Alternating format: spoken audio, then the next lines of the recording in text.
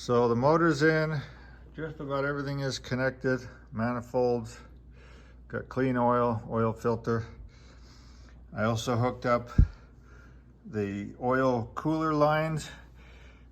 These are the oil cooler lines that have to go to the engine near the oil filter. The lines from the 84 big block are not compatible with the 95 truck. So underneath here, you can see that I had to adapt using a brass union. There's my 84 oil cooler line connection. And I just bent the tubes so that they're reasonably straight and hooked them up where they belong under there.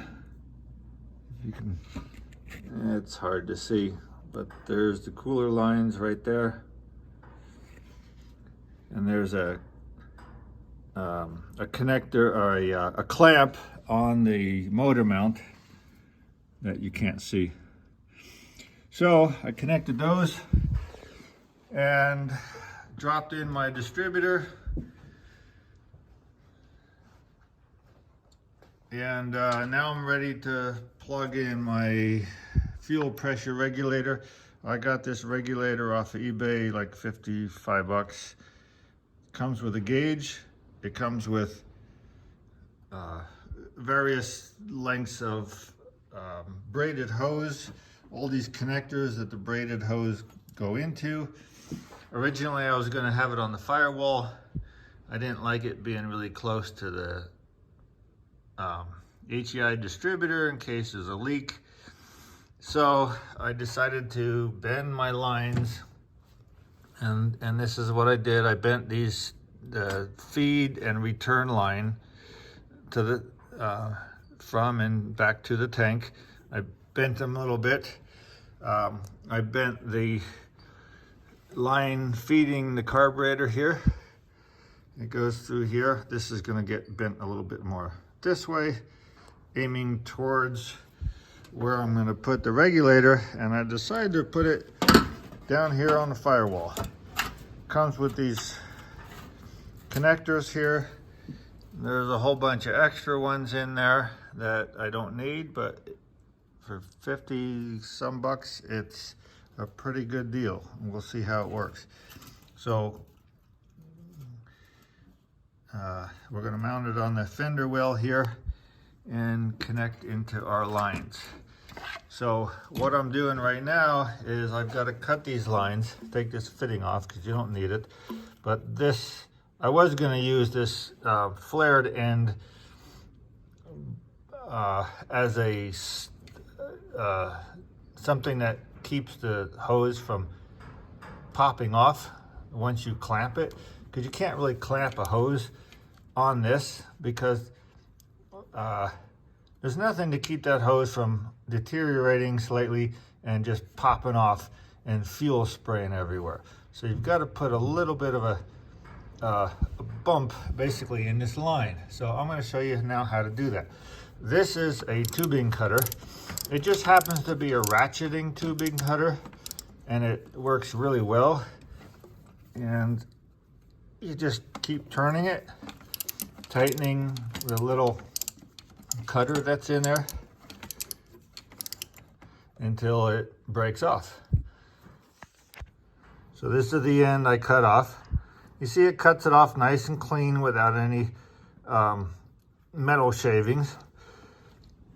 And you pop this off, and now you've got two ends to connect your fuel lines to.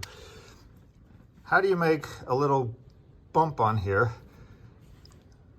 smaller than this one to keep this line right here from popping off? This line here has 20 pounds of pressure, at least, if not more, from that fuel pump. So you've got to get a tool like this. This is a flaring tool. It's used for steel and copper lines, and it's designed to put a flare, a cone-shaped flare, in a line. Now, I don't need a cone-shaped flare. I just need something that'll bump it out a little bit. And they come with these little, let me see if I can find the right one here. They come with these little hardened steel pieces that will bump the line out. And I'm going to show you how this works. So it's nearly impossible to show you this and film it on the truck. So I've got a scrap piece of tubing here, which is the same size. And I'm going to demonstrate how this flaring tool works. You put the piece of tubing, clamp it in this tool right here, has different sizes, and you use this tool here as a gauge, and you stick the piece of tubing the same thickness as this gauge, and then you take this piece and you put it down in there. What that's going to do is that's going to push down on this really hard, and it's going to buckle in the top of this and spread out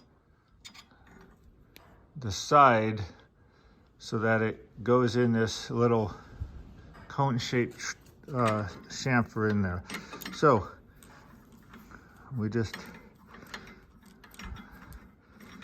screw this on here like this.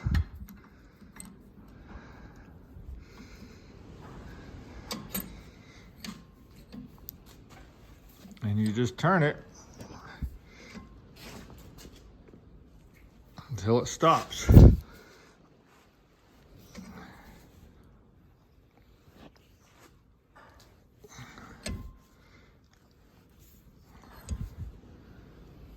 Kind of hard to do this one-handed, but gotta have hands of steel to do this, apparently.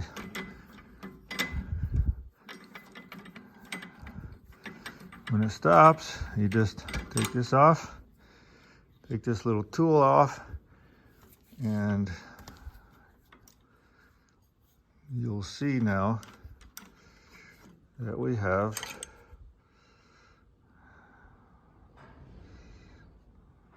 see if I can focus this, just a little bump out right here.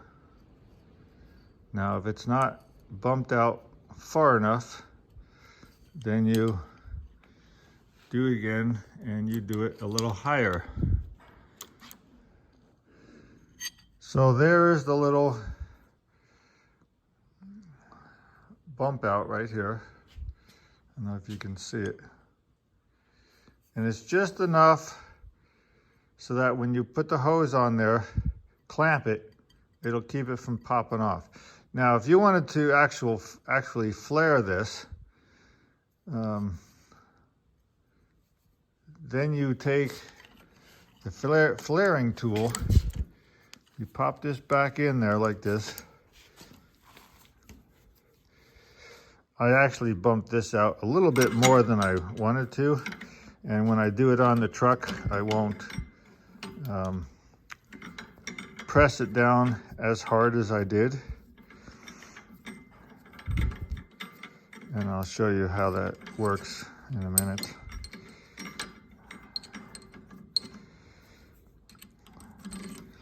So if you actually want to make an actual flare, once you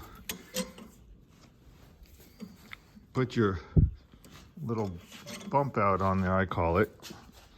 I'm sure there's an official name for it, but I don't know what it is. And now that cone shape is putting a flare on the end of this pipe.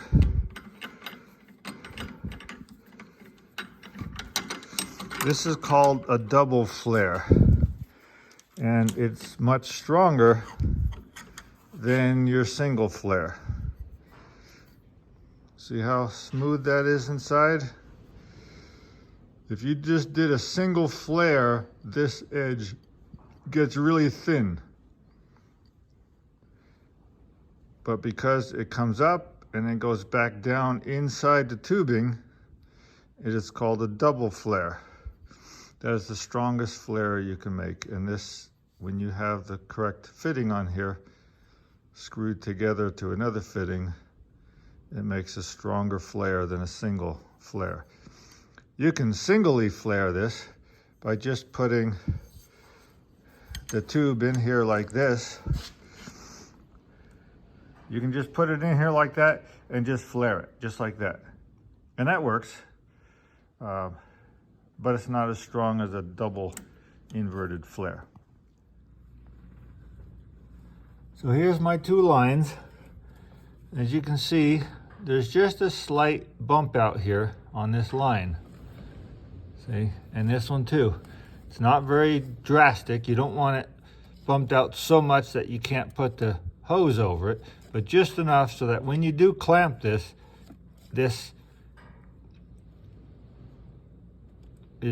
it'll just keep it from popping off. That's all. So now we attach our regulator and hoses, and we'll see if this thing runs. So here's the arrangement I made for my TPS. In order to run these 4L 60 or 80 transmissions like I have, you've got to have a TPS in here. Rochester, or nobody makes a TPS for Rochester like they do for the Holly. So you got to rig up something else so that when you activate your throttle like this, it pulls the TPS and back again. So all I did was I took a piece of angled aluminum. This bolt here just happens to be brass. It doesn't need to be.